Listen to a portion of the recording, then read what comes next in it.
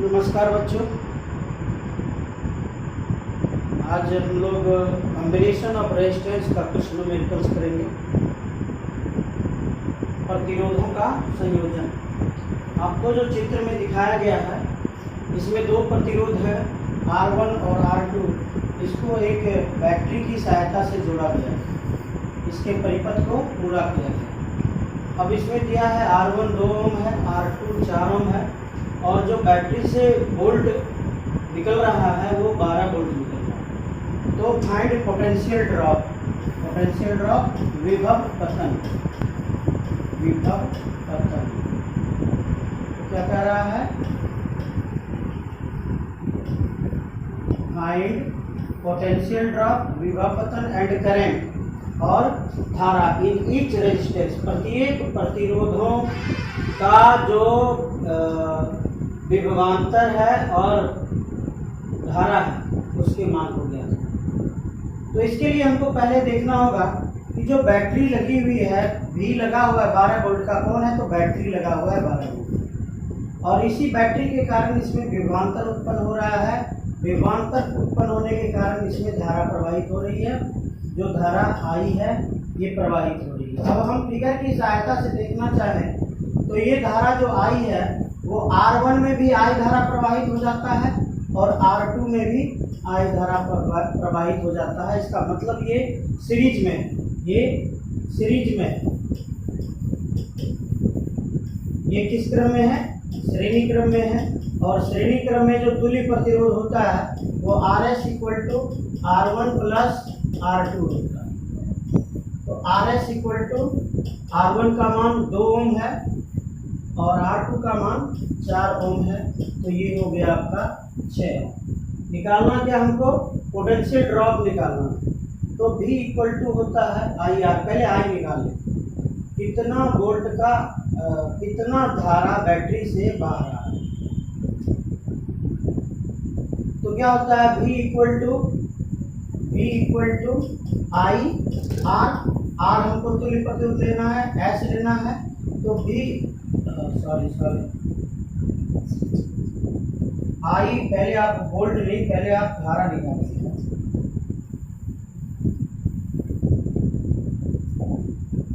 I = V/RS। V का मान कितना है? 12 वोल्ट है। 12 सीरीज का मान 6 है। तो 6 दूनी 12, 2 एम्पियर की धारा निकल रही है। I का मान कितना? I का मान 2 एम्पियर हो गया। I का मान कितना? 2 एम्पियर हो गया। हम लोग जानते हैं कि श्रेणी क्रम में प्रत्येक प्रतिरोध से समान धारा प्रवाहित होता है।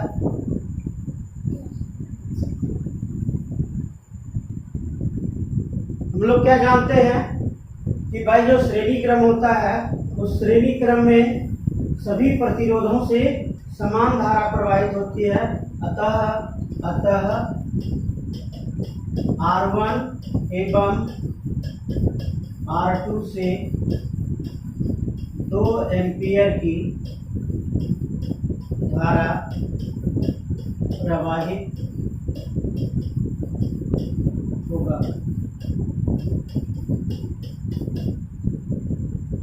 Two ampere current will cross with each resistance।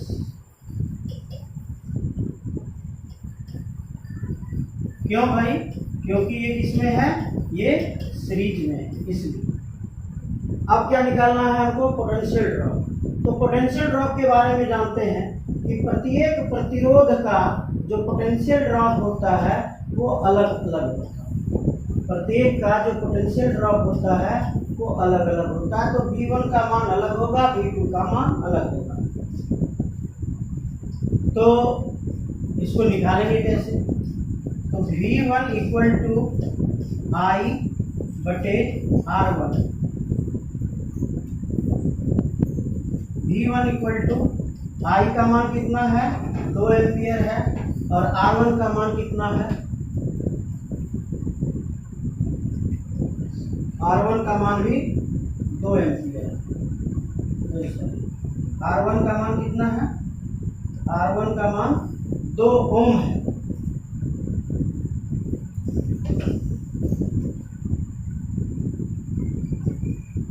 Formula गलत है। V1 equal to I R1 होगा ना, V1 equal to I R1।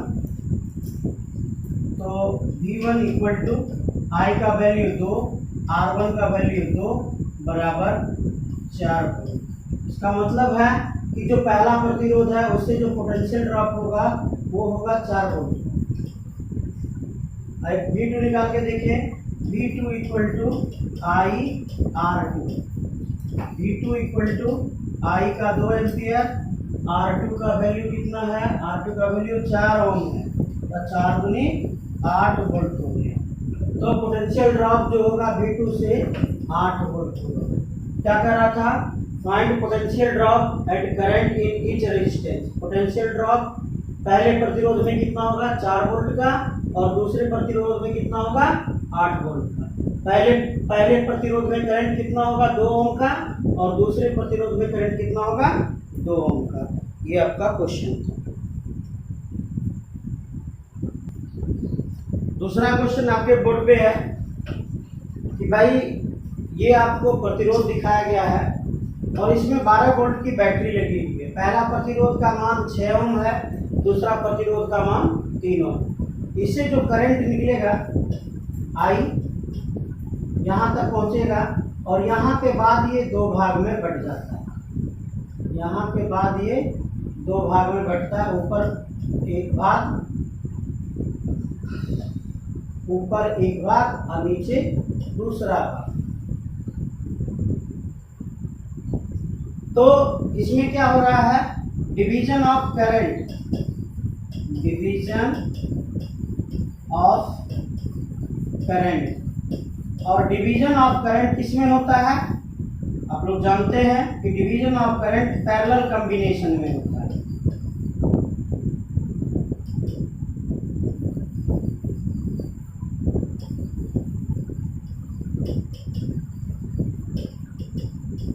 समांतर क्रम में होता है। इसका मतलब ये जो परिपथ दिया हुआ है इसमें जो प्रतिरोध सजे हुए हैं वो किस क्रम में सजे हुए हैं? वो समांतर क्रम में सजे हुए हैं। और समांतर क्रम का सूत्र क्या होता है? Rp equal to R1 R2 बटे R1 plus R2। Rp equal to R1 R2 6 गुना 3, R1 R2 R1 plus R2 6 plus 3, 6 18 बटे 9 बराबर 2 ओम। तो यहाँ से जो आरपी निकला, ये 2 ओम का आरपी निकला। अब इसका जो फिगर बनेगा वो इस प्रकार हो जाएगा। ये 12 वोल्ट की बैटरी है, ये 2 ओम का प्रतिरोध लगा है। अब हमको ज्ञात करना है कि बैटरी से कितनी धारा निकल रही है, आई का मान ज्ञात करना है। तो आई इक्वल टू क्या होता है? आई बराबर V बाय आर, और यहाँ आ रहा है पी में आरपी, तो 12 बटे 2, 2 छक 12, 6 एम्पियर का करंट यहाँ निकल रहा है। लेकिन ये जो 6 एम्पियर का करंट निकल रहा है ये कितने भागों में बट रहा है? ये 2 भाग में बट रहा है, एक भाग ऊपर एक भाग नीचे। इसका फार्मूला क्या है? I1 ratio I2 equal to 1 by R1 ratio 1 by R2। तो I1 प्लस I2 कुल धारा कितना निकल रहा है? 6 एम्पियर का। तो I1 plus I2 equal to 1 by R1 ratio 1 by R2। इसका वैल्यू है 6 एम्पियर, R1 का वैल्यू है 6 रेशो 3। अब रेशो को पूरी तरह लाना है तो क्या कीजिए, जो नीचे में बड़ा होता है, जो एलसीएम होता है, उससे इसको गुना कर दीजिए। अगर उससे गुना आप कर देते हैं तो रेशो आपका क्या आ जाता है, 6 का 6, 6/6, तो ये हो गया 1 रेशो 6/3 2। तो यानी 6 एम्पियर की धारा को किसमें बांटना है, 1:2 के अनुपात में बांटना है। उसका फॉर्मूला आता है ratio by total into current, ratio by total into current. तो रेशो कितना है, 1 है, 1 बटे इसका टोटल कितना हो गए 3, 2 1 3, और करंट कितना है 6, तो 3 दूनी 6। तो इसमें कितने एम्पियर की धारा प्रवाहित होगी, 1 एम्पियर की धारा प्रवाहित होगी, जो 6 एम्पियर का रेजिस्टेंस। अब दूसरे में आते हैं, 1 बटे रेशो बाय टोटल 2 1 3, और धारा कितना प्रवाहित हो रहा है 6।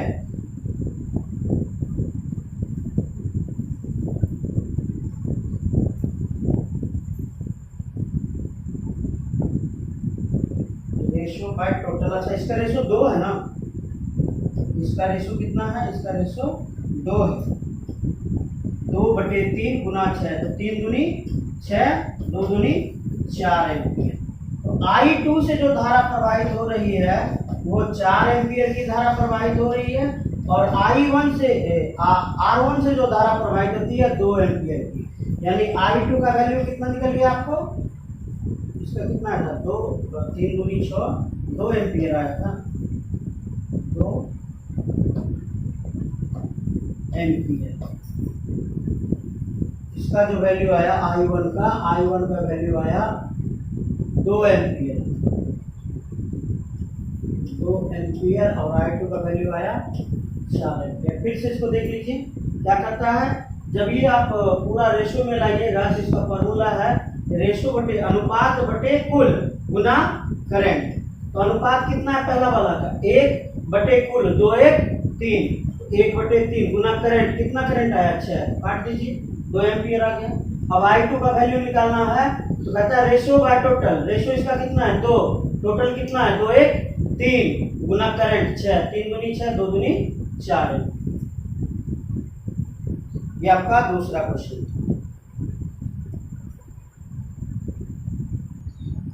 इस तरह का एक क्वेश्चन और दिए हैं ताकि आपको वो रेशो वाला समझ में आ जाए। तो इसमें क्या देख रहे हैं कि जो 11 एम्पियर की धारा मिल रही है वो इसमें चला जाएगा I1, इसमें चला जाएगा I2, इसमें चला जाएगा I3। तो ये समांतर क्रम में है। हम RP का वैल्यू निकाल लेंगे। RP का वैल्यू निकालने से कोई मतलब नहीं लग रहा, क्योंकि करंट तो मिल ही गया, हमको अब डायरेक्ट करंट का मान निकाल देना। तो I1 ratio I2 ratio I3 by 1/R1 ratio 1/R2 ratio 1/R3। क्या करते हैं, इसके जगह पे हम लोग टोटल करंट ले लेते हैं, टोटल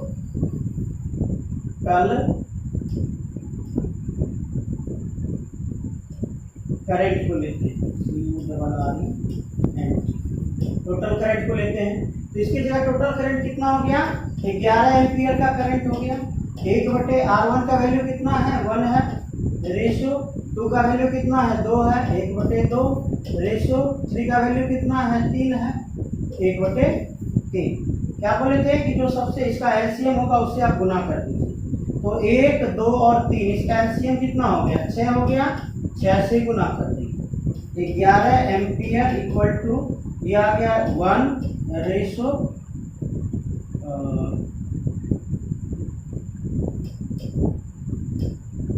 1/1 गुना 6 रेशो 1/2 गुना 6, 2 तिया 6, 3 रेशो 3 दूनी 6 2।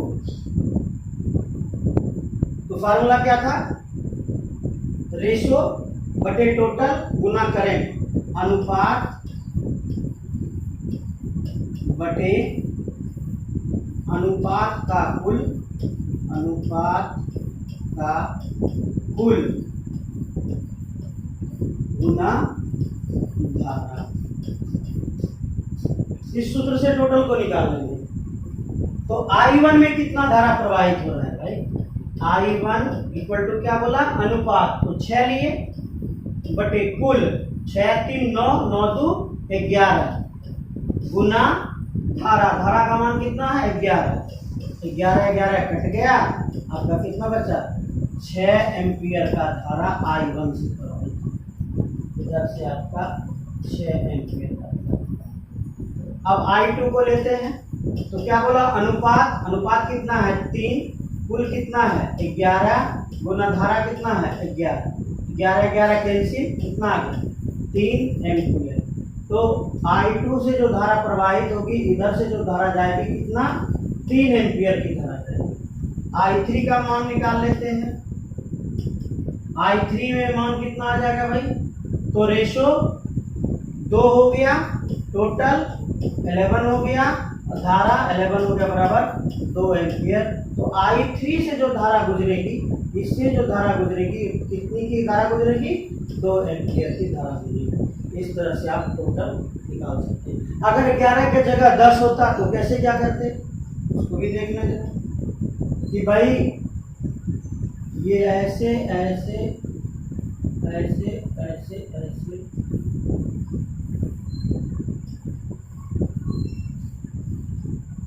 1 ओम 2 ओम 3 ओम, इधर से 10 एम्पियर की धारा गई, इधर से 10 एम्पियर का धारा निकल। तो 10 ampere equal to 1/1 ratio 1/2 ratio 1/3, LCM से गुना 6, 10 एम्पियर बराबर 6 अनुपात 2 दिया 6 3 अनुपात 3 दूनी 6 2 हो गया। क्या बोला? रेशो बाय टोटल 6 बटे 11। I1 के बारे में पता कर रहे हैं।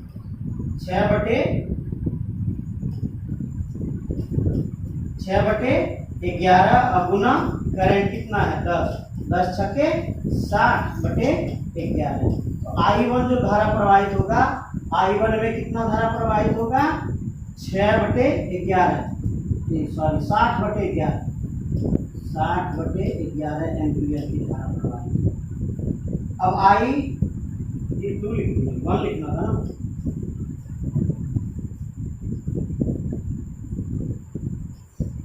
I1 लिखना। I2 इक्वल टू रेशो लें 3 है और इसका टोटल 6 3 9 2 11 है, गुना धारा 10 है, 30 बटे 11 एम्पियर। तो दूसरे से जो धारा प्रवाहित होगी वो कितना होगी? I2 का वैल्यू कितना निकला? 30 बटे 11। इसी प्रकार I3 का वैल्यू निकाल लेंगे, 2 बटे 11 गुना 10 बराबर 20 बटे 11 एम्पियर। इस तरह से आप रेशो करके धारा का मान ज्ञात कर सकते हैं। अगला क्वेश्चन क्या दिया है? ये फिगर दिया है और इस फिगर में कह रहा है कि पोटेंशियल ड्रॉप जो है और करंट जो है प्रत्येक प्रतिरोध का ज्ञात करना। और जो वोल्ट है बैटरी, उसका 10 वोल्ट का बैटरी लगा हुआ। तो सबसे पहले हम लोग इसका तुल्य प्रतिरोध निकालेंगे। 1/2 RP इक्वल टू क्या हो जाएगा? RP इक्वल टू हो जाएगा R1 गुना R2 गुना R3, ठीक है ना? R1 R2 R3 bye R1 R2 R2 R3 R3 R1। तो हो गया 2 गुना 3 गुना 6 बटे R1 R2 3 दूनी 6 जोड़ R2 R3 चौथिया 18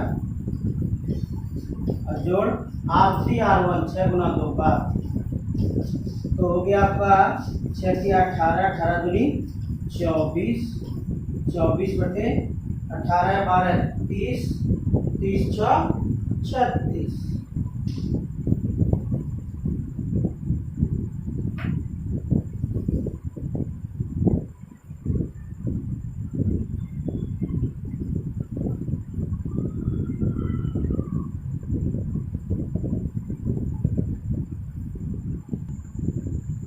तो लॉन्ग प्रोसेस में लगता है आगे जाना है। ऐसा कीजिए, अब डायरेक्ट हम लोग ऐसे करके निकालते हैं कि 1/RT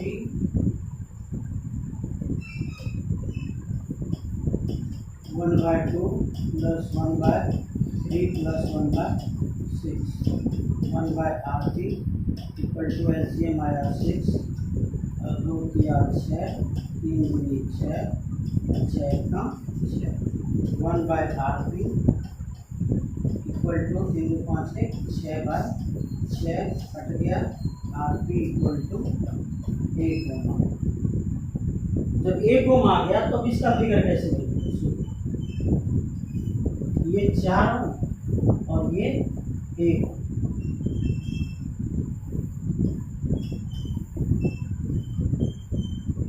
ये 4 ओम और ये 1 ओम, ये 10 ओम। तो ये आपका श्रेणी क्रम में आ गया। RS = 4 + 1 = 5 ओम। RS का मान निकल गया। अब इससे करंट कितना ड्रॉ हो रहा है? I = V/RS। V का वैल्यू 10, RS का वैल्यू 5, 5 दूनी 10, 2 एम्पियर का धारा यहाँ से निकल रहा है। तो 2 एम्पियर का धारा 4 ओम में भी जाएगा। 4 ओम में 2 एम्पियर की धारा जाएगा, तो यहाँ पे आ गया आपका 2 एम्पियर का धारा। ये पार कर गया आपका 2 एम्पियर का धारा। अब ये 2 एम्पियर इसमें बटेगा, इसमें बटेगा और इसमें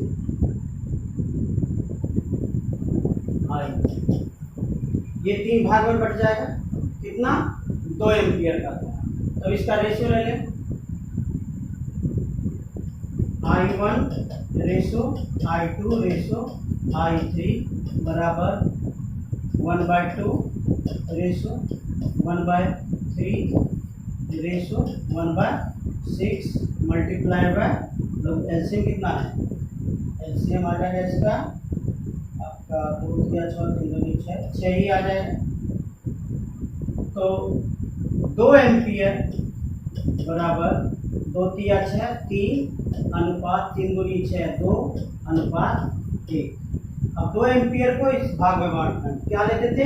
रेशो बटे टोटल। रेशो कितना है? I1 बराबर रेशो 3 बटे टोटल 3 2 5 1 6 गुना 2 3 दूनी 6 2 2 कट गया बराबर 1 एम्पियर। यानी I1 का जो वैल्यू यहाँ से जो गुजरेगा वो 1 एम्पियर की धारा गुजरेगी। I2 = तो भाई I2 का वैल्यू हो जाएगा रेशो बटे टोटल 2 बटे टोटल 6 हो गया इंटू धारा 2 हो गया, तो 2 3 6 यानी 2/3 एम्पियर की धारा दूसरे से गुजरेगी। ये I2 है ना, I2 से 2/3 एम्पियर की धारा। अब I3 से हम वैल्यू ज्ञात करते हैं। I3 से अगर वैल्यू ज्ञात करेंगे तो क्या आ गया? 1/6 गुना धारा 2 3 6 बराबर 1/3 एम्पियर की धारा किससे गुजरेगी? I3 से। 1/3 एम्पियर की धारा I3 से। उसके बाद क्या पूछा आपको? पोटेंशियल ड्रॉप पूछा ना। तो पोटेंशियल ड्रॉप हो गया आपका 4 एम्पियर में देखते हैं तो V = I R होता है। V = धारा का मान 2 एम्पियर है। R का मान कितना है? R का मान आपका 4 ओम। तो 8 वोल्ट का पोटेंशियल ड्रॉप आपका ये 4 ओम का प्रतिरोध देगा। 8 वोल्ट का पोटेंशियल ड्रॉप 4 ओम प्रतिरोध वाला में हो जाएगा। शेष बचा कितना? 2 ओम। 2 ओम तो सबों में समान वोल्ट होता है, तो इसमें भी सबों में 2 वोल्ट का पोटेंशियल ड्रॉप होगा। यानी इसमें भी 2 वोल्ट होगा पोटेंशियल ड्रॉप, दूसरे में भी 2 वोल्ट होगा पोटेंशियल ड्रॉप, और तीसरे में भी 2 वोल्ट होगा पोटेंशियल ड्रॉप। क्योंकि समांतर क्रम समूहन में सभी प्रतिरोधों का जो विभवांतर होता है वो समान होता है। तो समांतर क्रम वाले में जितना भी पोटेंशियल ड्रॉप होगा समान होगा। तो 2 वोल्ट का जो पोटेंशियल ड्रॉप है ये सबों में 2 वोल्ट का पोटेंशियल ड्रॉप, 8 वोल्ट का पोटेंशियल ड्रॉप 4 एम्पियर 4 ओम के प्रतिरोध में होगा, शेष में 2 वोल्ट का पोटेंशियल ड्रॉप होगा। चलिए, तो क्वेश्चन आपके बोर्ड पे है, यहां से 10 वोल्ट का पोटेंशियल ड्रॉप है। तो भाई यहां से जो धारा निकलेगी वो आई धारा निकलेगी। यह आई धारा यहाँ पर पहले 2 भाग में बटेगी। इसको नाम दे देते हैं I1, इसका नाम दे देते हैं I2। फिर यहाँ जो निकलेगा वो आई धारा निकलेगा, इससे जो क्रॉस करेगा वो आई धारा क्रॉस करेगा। फिर यहाँ पर आके आई धारा 2 भाग में बटेगा, इसका नाम दे देते हैं I3, इसका नाम दे देते हैं I4। चलिए, तो पहले देखते हैं यहाँ धारा का विभाजन हो रहा है। ये पूरा वाला भाग जो है, ये जो पूरा भाग है, ये पूरा भाग किस क्रम में सजा हुआ है? समांतर क्रम में सजा हुआ है, ये पैरेलल सजा हुआ है। अब इसका जो है हम लोग क्या निकाल देंगे?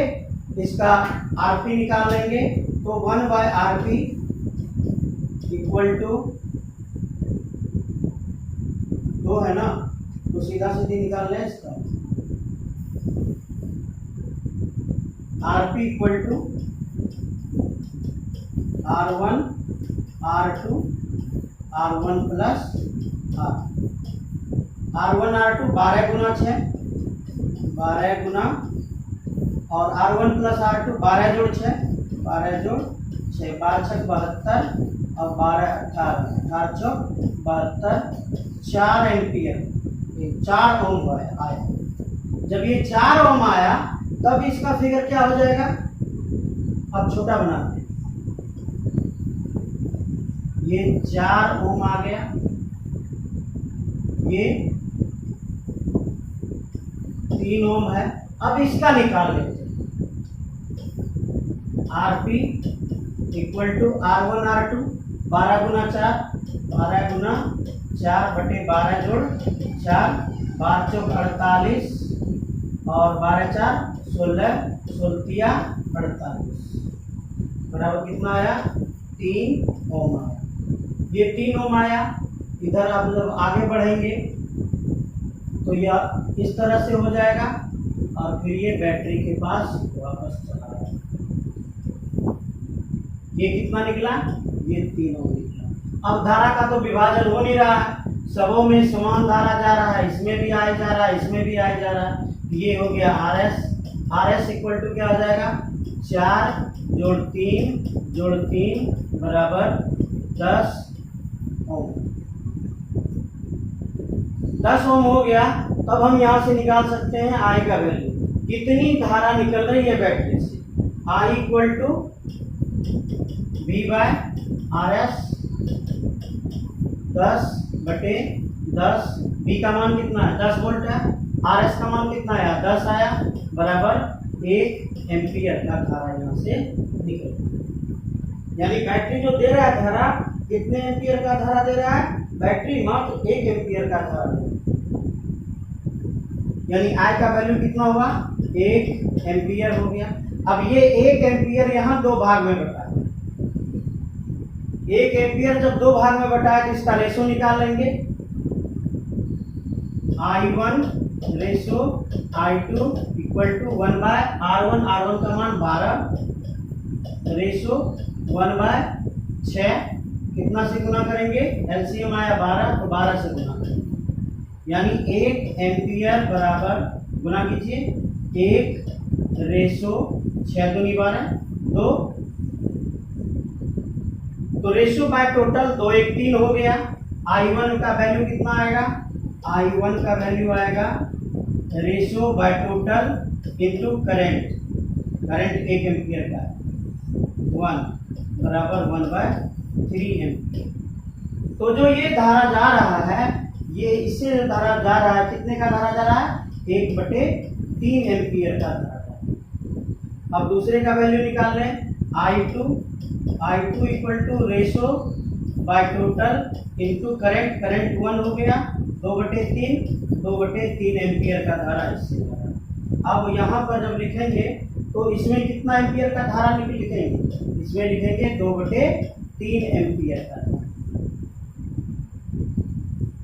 जब यहाँ पार किया, यहाँ तो 1 एम्पियर का धारा प्रवाहित हो रहा है। यहाँ पर फिर दो भाग में बटा है, I3 और I4। तो I3 रेशो I4 बराबर 1/12 रेशो 1/4 गुना 12।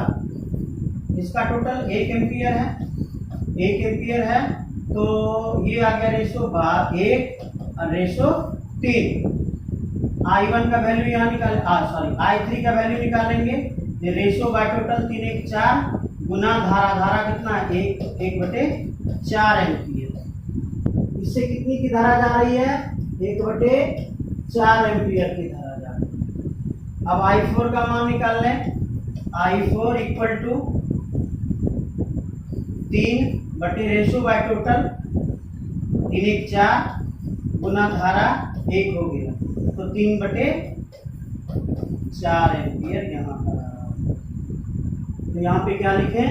I4 का वैल्यू 3/4 एम्पियर। इस तरह से हम टोटल में कितना धारा प्रवाहित हो रहा है, इसमें तो 1 एम्पियर का धारा प्रवाहित हो रहा है, 1 एम्पियर का जो धारा आया वही चला गया। तो इस तरह से हम टोटल का क्या निकाल सकते हैं? टोटल का हम करंट निकाल सकते हैं कि प्रत्येक प्रतिरोध से कितना करंट क्रॉस कर रहा है। ये हो गया इसका। अब हमको क्या निकालना है भाई? अब हमको पोटेंशियल ड्रॉप निकालना है। अब हमको क्या निकालना है? अब हमको पोटेंशियल ड्रॉप निकालना है। आइए थोड़ा सा इसको साफ कर लें।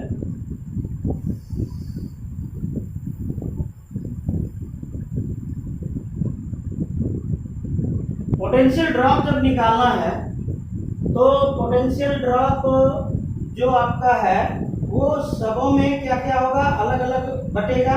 जहां पर आपका ये वाला है, इसका पोटेंशियल ड्रॉप अलग होगा, इसका पोटेंशियल ड्रॉप अलग होगा, इसका पोटेंशियल ड्रॉप अलग होगा। तो पोटेंशियल ड्रॉप निकालने के लिए हम लोग क्या करते हैं? विभवांतर निकालने के लिए V equal to IR, V equal to IR। तो यहां से जो धारा प्रवाहित हो रहा है, यहां से जो धारा प्रवाहित हो रहा है, कितना का प्रवाहित हो रहा है? 1 ओम का प्रवाहित हो रहा है, 1 एम्पियर का हो रहा है, और इसका रेजिस्टेंस कितना है? 4 है। इसका पोटेंशियल ड्रॉप कितना हो जाएगा? 4 वोल्ट हो जाएगा। यानी इन दोनों का पोटेंशियल ड्रॉप कितना होगा? 4 वोल्ट।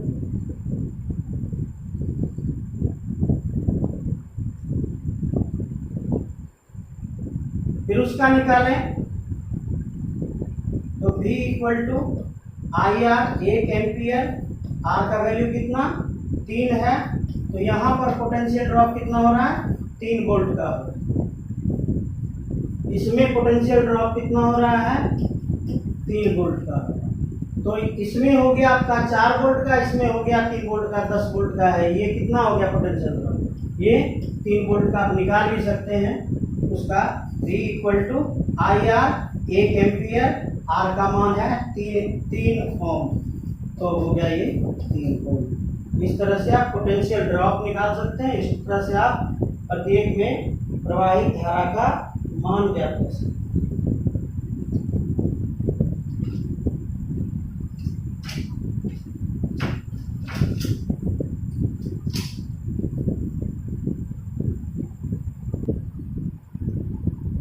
ये आपका प्रतिरोध सजे हुए हैं। इस प्रतिरोध में निकालना है ए और बी के बीच तुल्य प्रतिरोध ज्ञात करें।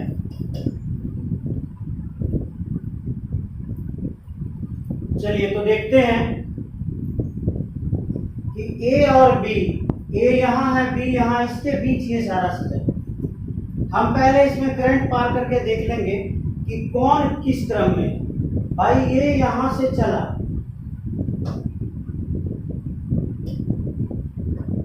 ये यहाँ से चला आई, तो यहाँ आकर ये इस भाग में, इस भाग में, इस भाग में। लेकिन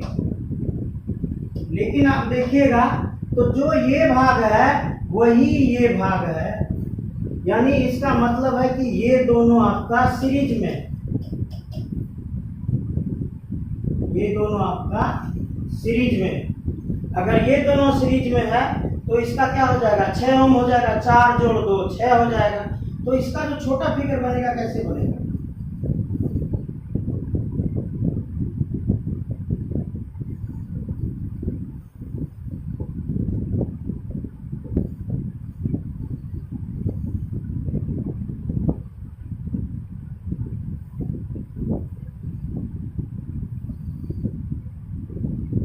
ये हो गया आपका 4 जोड़ 2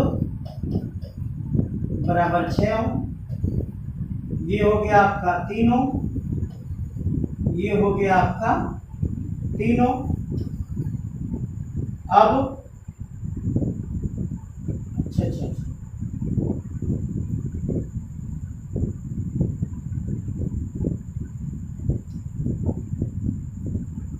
3 आया, 6 आया, 3 आया, और यहाँ भी छूटा है ना, ये छूटा है 4, ये छूटा आपका 4। अब फिर ढूंढना है कि जो धारा जा रहा है वो धारा किस में किस में। तो हम क्या देख रहे हैं अब यहाँ पर कि यहाँ पर आने के बाद ये जो 6 ओम है और 3 ओम है, ये दोनों समांतर क्रम में सजे थे। कौन कौन, तो ये वाला और ये किसमें सजा हुआ है, ये समांतर क्रम में सजे हुए हैं। अगर ये समांतर क्रम में सजे हैं तो Rp इक्वल टू क्या होता है, R1 R2 बटे R1 प्लस R2। तो 6 तिया 18, इन दोनों को क्या करेंगे, इसको और इसको गुना करेंगे, तो 6 तिया 18 बटे 6 3 9 कट गया, 2 ओम आ गया। अब फिर नया फिगर बनेगा क्या, ये यहाँ पे नाम लिखना, 2 ओम छूट गया था, 2 ओम। फिर बनेगा नया फिगर, ये हो गया आपका 2 ओम हो गया। अब ये दोनों मिलके बना कितना, 2 ओम बना, और ये एक लाइन आया, एक लाइन।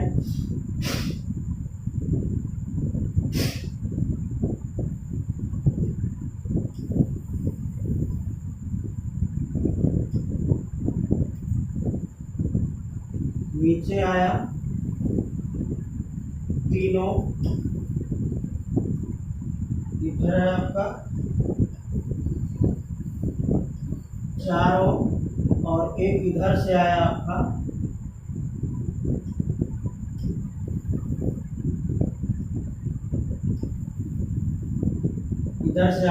ये वाला कितना, 2 ओम।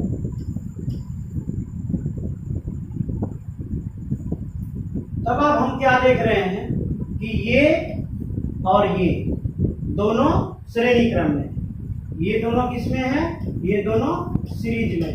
अगर इसको जोड़ दे तो 4 2 6 ओम हो गए। इधर से आया 2 ओम, इधर है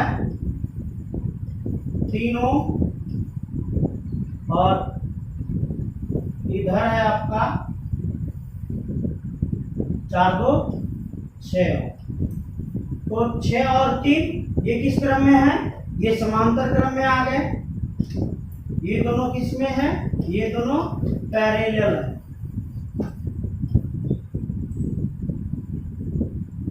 नीचे वाला तो गया। ये दोनों पैरेलल हैं। 6 और 3 का पैरेलल क्या निकलता है? यहाँ पे निकाले हैं 2 ओम आता है। तब ये क्या बन गया? ऐसे ऐसे ये बना 2 ओम, ये बना 2 ओम। तो 2 ओम ये सीरीज में हो गए। 2 ओम प्लस 2 ओम बराबर 4।